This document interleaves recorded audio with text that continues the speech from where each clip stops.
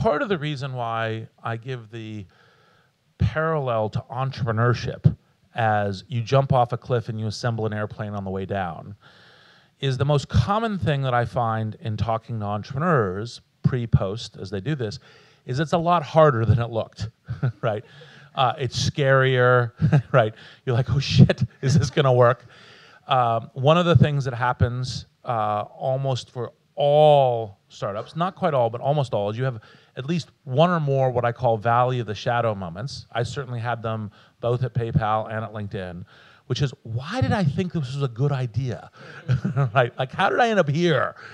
And blitzscaling intensifies that, because the challenge is you know that you're doing a bunch of things that are adding in risk and can potentially kind of end up with a very a public, loud, and noisy mushroom cloud, right, that you were responsible for.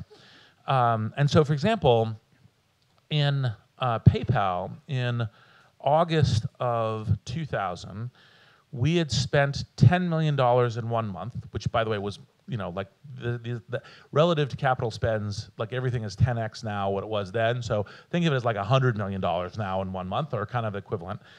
What I had told Peter was, if we had stood on the roof of the building throwing over wads of $100 bills, we would not have spent money as fast.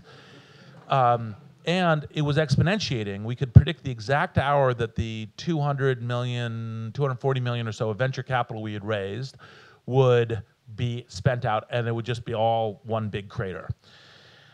And so in September, we had to go figure out what our business model was, right? Like, oh, good time to figure out a business model, right?